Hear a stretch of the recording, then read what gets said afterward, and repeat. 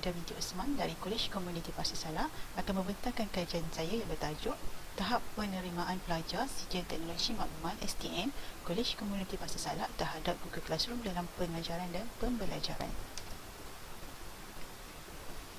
Kajian ini dijalankan oleh saya bersama dua rakan saya yang lain, iaitu Puan Muniama dan juga Puan Azmira dari Kolej Komuniti Pasir Salah. Berikut merupakan kandungan yang terkandung dalam kajian ini. Menurut kajian Watt et al. 2018, Google for Education merangkumi aplikasi Google seperti Google Drive, Gmail, Google Doc, Google Forms, Google Sheet dan juga Google Slides yang boleh diintegrasikan di dalam talian dengan menggunakan platform Google Classroom. Google Classroom ini dilengkapi dengan antarmuka yang unik yang dalam mengatur bilik jaringan dengan kaedah pengajaran dan pembelajaran, di mana ia boleh menggunakan aplikasi-aplikasi yang lain seperti YouTube, video, slide PowerPoint dan sebagainya. Kesan penggunaan Google Classroom dikatakan sangat membantu kepada para pelajar dan pensyarah, di mana ia menyediakan saluran komunikasi serta tempat untuk menyimpan segala tugasan mereka. Ini adalah menurut kajian Rana dan Mustafa 2018. Baiklah, persoalannya, adakah pelajar-pelajar kini bersedia menerima kaedah pembelajaran seperti ini, iaitu pembelajaran di atas talian menggunakan Google Classroom? Walaupun pada amin kita tahu bahawa pelajar sekarang dah terbiasa menggunakan teknologi dalam kehidupan seharian mereka berbanding pelajar yang dulu. Jadi teknologi itu dah seiring dengan mereka. Namun, adakah kaedah pembelajaran ini mampu diterima sebaiknya oleh pelajar-pelajar masa kini? Justru dengan itu, kami menjalankan kajian untuk mengetahui ataupun nilai tahap penerimaan pelajar Kolej Komuniti Pasir Salah terhadap aplikasi Google Classroom. Baiklah, kajian literatur. Menurut kajian Rana dan Mustafa 2018, penggunaan aplikasi Google Classroom dalam sesi kuliah mampu untuk memudahkan tugasan pensyarah dan pelajar. Rana dan Mustafa telah menjadikan kajian terhadap pelajar menggunakan aplikasi Google Classroom melalui pendekatan PLS SEM, iaitu Partial Least Square Structural Equation Modeling. Hal ini menunjukkan pensyarah dilihat mampu menjadi fasilitator dalam mengurus kuliah dengan baik. Di samping itu, pelajar pula dapat didedahkan dengan penggunaan alat baru yang memberi manfaat dalam sesi pengajaran mereka, dan pelajar dapat mengikuti proses PDP dengan baik. Berdasarkan kajian Mahfar 2018 pula, terhadap pelajar pengurusan perkhidmatan kesihatan tahun 3 yang telah menggunakan aplikasi Google Classroom selama 8 bulan, mendapati kemahiran dan pengetahuan pelajar mampu diperolehi dengan sempurna. Hal ini disebabkan pelajar-pelajar mempunyai ruang dan peluang yang sendiri untuk mereka mempelajari dan memahami idea yang disampaikan oleh pensyarah. Bermaksud pelajar memiliki kebebasan untuk memilih masa, untuk memilih tempat mereka sendiri dalam proses PDP.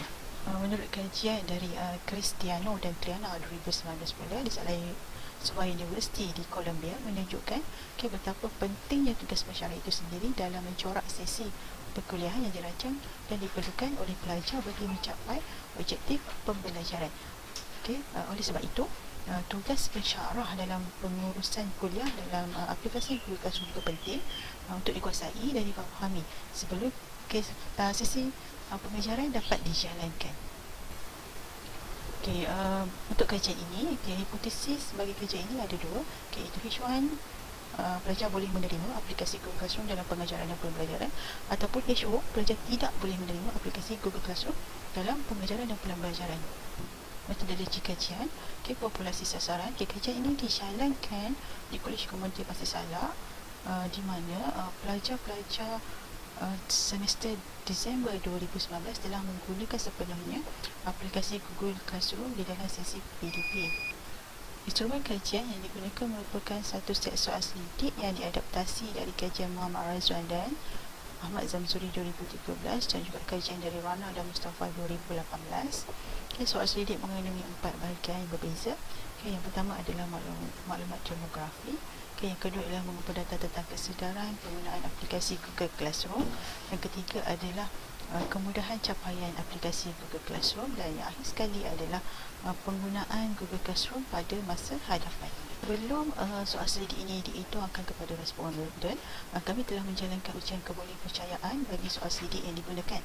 Hasil ujian kebolehpercayaan menunjukkan nilai alpha Comas 0.909, yang bermaksud soal selidik yang digunakan ini mempunyai keboleh percayaan yang tinggi dan boleh digunakan bagi tujuan data kajian. Analisis dan keputusan kajian ini. Soal selidik yang telah diedarkan ini mengandungi 19 item soalan. Kemudian menggunakan skala Likert 5 mata, iaitu sangat setuju, tidak pasti, tidak setuju, sangat tidak setuju. Responden diminta untuk menandakan persetujuan mereka di dalam ruang tersebut. Dan data dianalisis melalui statistik deskriptif dengan menggunakan ringkasan dari keseluruhan data. Statistik yang digunakan adalah kekerapan, peratusan, mean dan juga sisihan piawai. Jadual 2 menunjukkan keputusan maklumat demografi responden.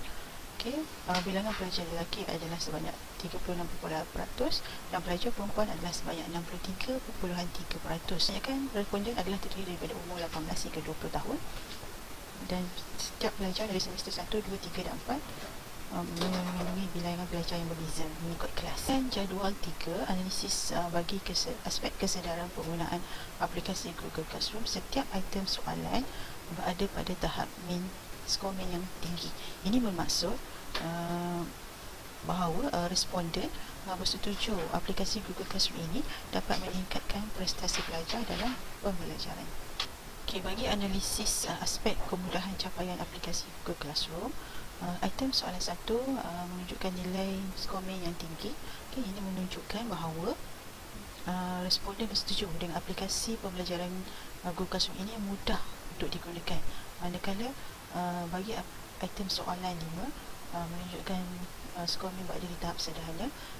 Ini disebabkan pelajar memerlukan latihan dan bimbingan untuk menggunakan setiap item ataupun antarmuka di dalam Google Classroom.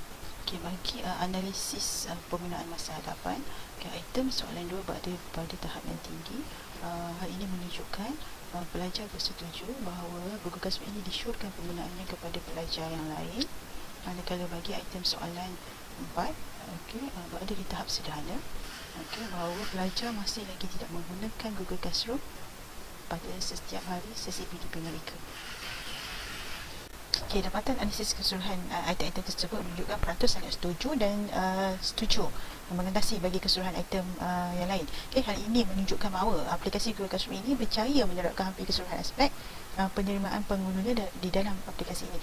Hal ini juga selari dengan dapatan daripada kajian Rana dan Mustafa 2018 yang menyatakan bahawa para pelajar yang bergantung pada teknologi aplikasi Google Classroom akan dapat menggunakannya sebagai alat baru bagi memanfaatkan sistem pendidikan mereka. Oleh itu, pelajar jelas mendapat manfaat daripada penggunaan aplikasi Google Classroom di dalam sesi kuliah yang dijalankan. Bagi item analisis kesedaran penggunaan aplikasi Google Classroom, responden bersetuju bahawa aplikasi Google Classroom meningkatkan prestasi mereka dan selari juga dengan kajian yang dijalankan oleh Rana dan Mustafa juga pada tahun 2018. Ini mungkin disebabkan pelajar-pelajar memang telah biasa menggunakan teknologi dalam kehidupan seharian mereka. Justru pendekatan pembelajaran melalui aplikasi Google Classroom ini dapat membantu pelajar untuk bercemerlang dalam pembelajaran mereka. Keseluruhannya, pelajar-pelajar boleh menerima kaedah pembelajaran ini sebenarnya kerana mereka secara ambil memang telah terdedah dengan teknologi dalam kehidupan seharian mereka. Walau bagaimanapun, kesedaran untuk menggunakan aplikasi ini penting.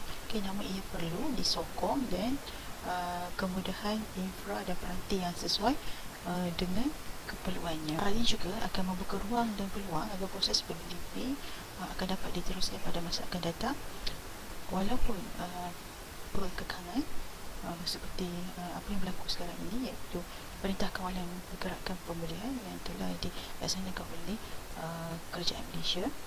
Pelajar-pelajar masih boleh menunjukkan kesediaan yang tinggi dalam proses PDP seperti ini.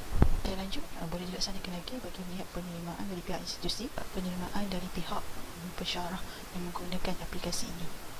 Adakah mereka bersedia ataupun tidak bersedia dengan kaedah pembelajaran masa kini?